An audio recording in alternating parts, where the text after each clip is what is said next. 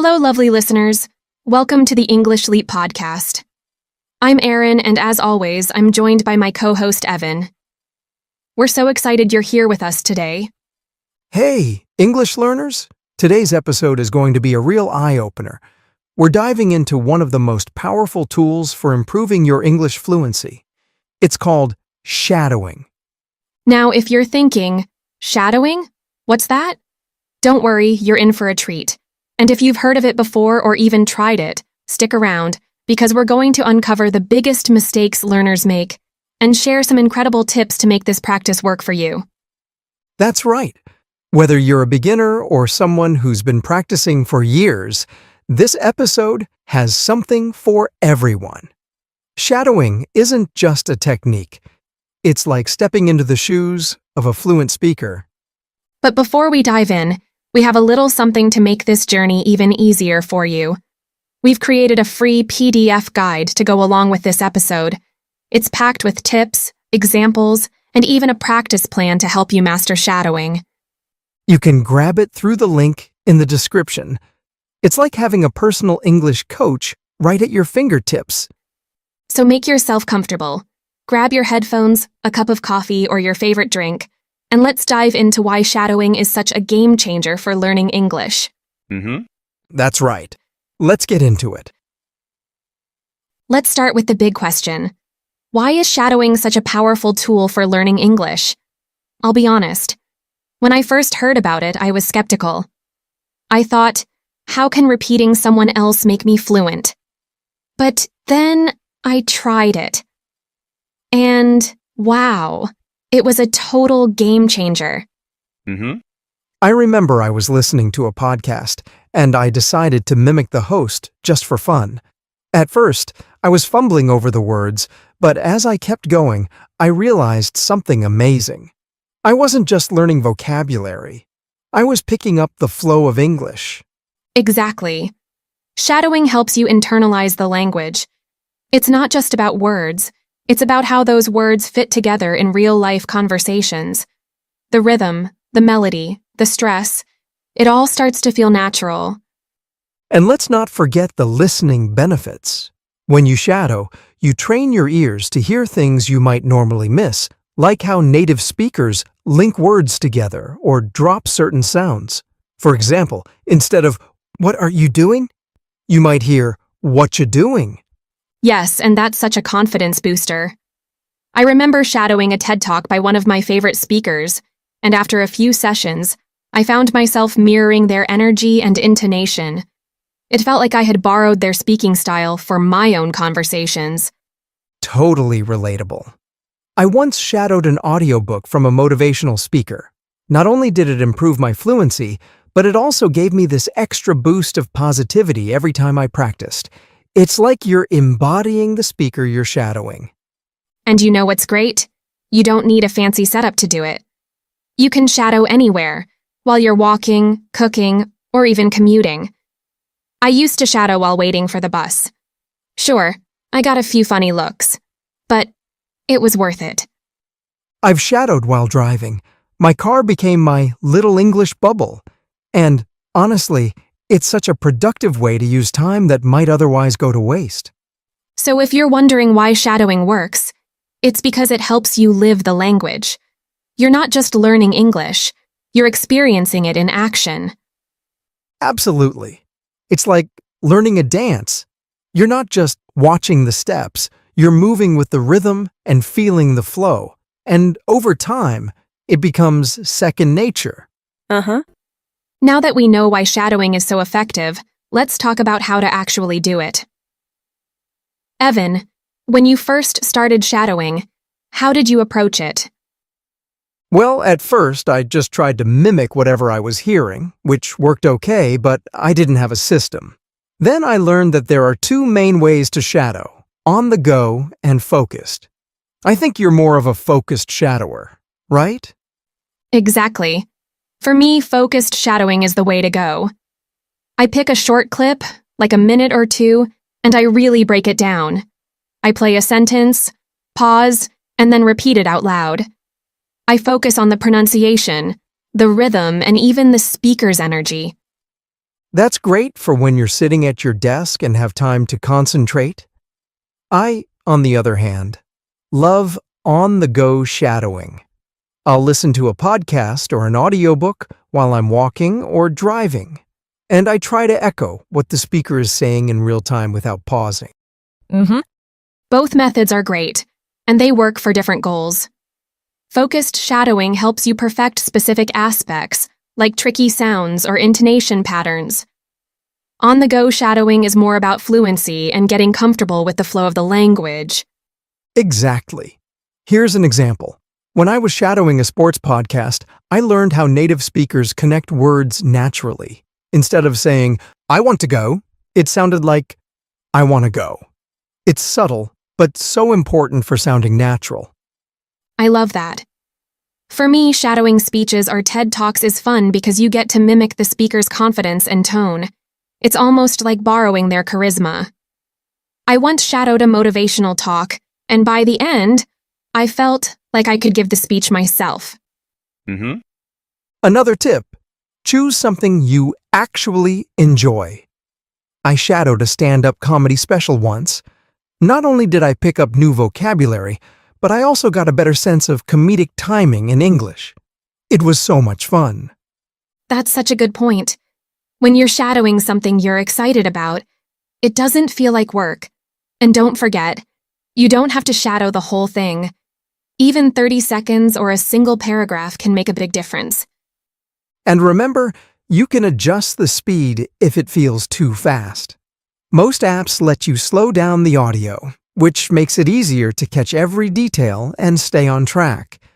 So whether you're on the go or sitting down for focused practice, the key is consistency. Even 5 minutes a day can make a huge impact. Exactly. It's all about showing up, practicing with intention, and trusting the process.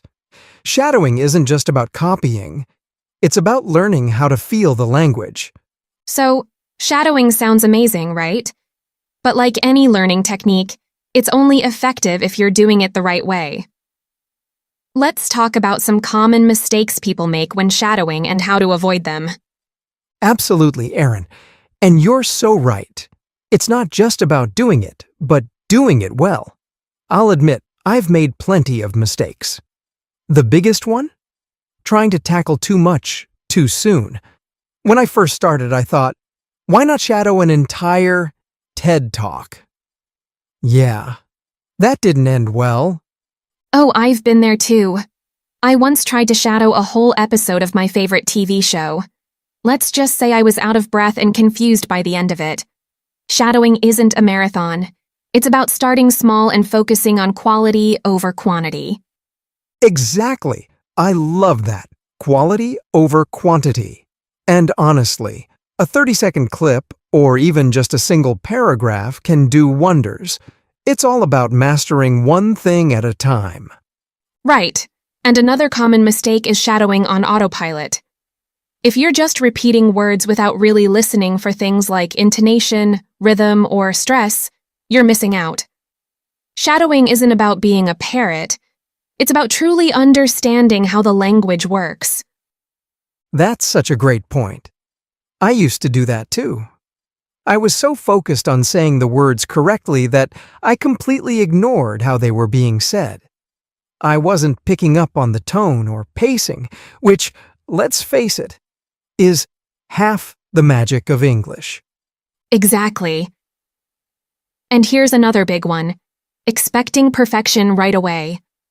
I can't tell you how frustrated I used to get when I couldn't match the speaker perfectly. But then I realized that mistakes are actually a good thing. They show you what needs work. Oh, totally. I've learned to embrace the mistakes. I always remind myself, progress, not perfection. It's about moving forward, not getting everything right on the first try. And honestly, when you let go of that pressure, shadowing becomes so much more enjoyable. Another mistake I see is choosing material that doesn't excite or motivate you. I once tried shadowing a dry business report. It was torture. If the content doesn't interest you, you're not going to stick with it. That's a great point. I always tell people to pick material they love. If you're into movies, shadow a dialogue from your favorite film.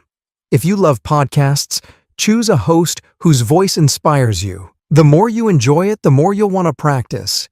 Yes. Shadowing something you're passionate about keeps it fun and engaging. So whether it's a speech, a comedy skit, or a song, choose something that makes you want to practice. Absolutely. And for anyone just starting out, remember, start small, stay focused, pick content you love, and don't stress about being perfect. Shadowing is about progress, and every step counts. And above all, enjoy the journey. Shadowing isn't just about learning English. It's about connecting with the language in a way that feels personal and exciting. Okay, now that we've covered the common mistakes, let's talk about how to make shadowing as effective and efficient as possible. Evan, you've been shadowing for a while. What's your top tip for making the most of it? Great question, Aaron. For me, it starts with choosing the right material. If you're going to spend time shadowing, pick something that resonates with you. A speaker whose voice you admire or content that excites you. I once shadowed an audiobook by a motivational speaker, and it didn't just improve my English. It made me feel inspired every time I practiced. I love that. And I'll add, don't be afraid to slow things down. If the audio feels too fast, use playback tools to reduce the speed. This helps you focus on every little detail, like how sounds connect or where the speaker places stress in a sentence. Absolutely. Slowing down makes a huge difference. Another tip is to record yourself while shadowing. I know it might feel awkward at first, but when you listen back, you'll catch things you didn't notice while speaking, like missing sounds or awkward rhythm. That's such a great point. Listening to yourself can be a little cringy at first. I've been there, but it's such a valuable way to improve. You can hear where you're doing well and where you need more practice. Exactly. And here's another one. Set small, specific goals for each shadowing session. Instead of trying to master everything at once, focus on one thing, like pronunciation, intonation, or word connections. For example, I once spent an entire week just focusing on the difference between can and can't. It made a world of difference. Yes, intentional practice is so important. If you're trying to improve everything all at once, it can get overwhelming. But when you focus on one specific area, you see progress much faster. And here's one more. Repetition. Don't just shadow a clip once and move on. Repeat it several times. The more you practice, the more natural it feels. I remember shadowing a short movie monologue for a week straight. By the end, I could say it with the same confidence and rhythm as the actor. Absolutely. Repetition is key. And let's not forget, shadowing is not just about improving your English. It's about building your confidence. The more you practice, the more fluent and comfortable you'll feel. So, to recap, choose material you love, slow down when you need to, record yourself, set clear goals, and repeat, repeat, repeat. Shadowing is a journey, and every little step gets you closer to fluency. And most importantly, have fun with it. Shadowing should feel like a creative and enjoyable process, not a chore. The more you enjoy it, the more motivated you'll be to keep going. Couldn't have said it better myself, Aaron. So, listeners, take these tips and start practicing. We promise, it's worth it. Wow, we've covered so much about shadowing today. From why it's such a powerful tool to how to do it, and even avoiding those common pitfalls, I hope you're feeling ready to give it a try. And just when you thought we were done, we've got one more treat for you. It's time for my favorite part of the show, our Charlotte section. Ah yes, Charlotte is here to break down some of the key vocabulary and expressions we've mentioned today. So if you heard a word or phrase that made you think, what does that mean? Don't worry, Charlotte's got you covered. Take it away, Charlotte. Hello, English learners. I'm Charlotte, and I'm here to break down some key words and phrases from today's episode. Let's make sure you're not just saying the words, but really understanding them. Ready? Let's go. Skeptical. Meaning, doubting or not being sure about something. Example, she was skeptical about trying the new restaurant because of the mixed reviews online. Fumbling. Meaning, struggling to do something or handle something, often in a clumsy way. Example, he was fumbling with his keys, trying to unlock the door in the dark. Mirroring. Meaning, copying someone's actions, behavior, or way of speaking. Example, the child was mirroring his older brother's gestures while pretending to play guitar. Intonation. Meaning, the rise and fall of your voice when speaking, which shows emotion or makes a sentence a question or a statement.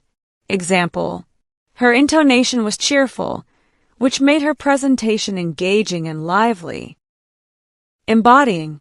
Meaning, representing or fully expressing a quality, idea, or feeling. Example, the actor was incredible at embodying the emotions of a character during the performance. Pacing. Meaning, the speed at which someone speaks or does something. Example, the teacher's pacing was slow and clear, which helped the students follow the lesson easily. Eye-opener. Meaning, a surprising or enlightening experience that teaches you something new. Example, traveling to another country for the first time was a real eye-opener for her. It completely changed her perspective. Internalize. Meaning, to fully absorb and make something a natural part of your thinking or behavior. Example, after months of practice, she was able to internalize the dance routine and perform it effortlessly. Commuting. Meaning, traveling between your home and work or another regular destination. Example, he spends an hour commuting to work every day by train. Charisma. Meaning, a special charm or appeal that makes someone attractive and inspiring. Example, her charisma during the interview impressed the panel and helped her land the job. There you have it. 10 useful words to boost your English vocabulary. Remember to practice using them in your own sentences, and they'll quickly become part of your daily language. Back to you, Aaron and Evan. Thank you, Charlotte. Those vocabulary tips were so helpful. I hope you all feel more confident about the key words and phrases we discussed today. Absolutely. Vocabulary is such an important part of mastering English, and Charlotte always breaks it down so clearly. Thanks, Charlotte. Exactly. And don't forget to grab the free PDF guide in the description. It's got everything you need to get started. And if you enjoyed this episode, make sure to subscribe and share your thoughts with us in the comments or on social media. Thanks for tuning in, and remember, progress, not perfection. See you next time.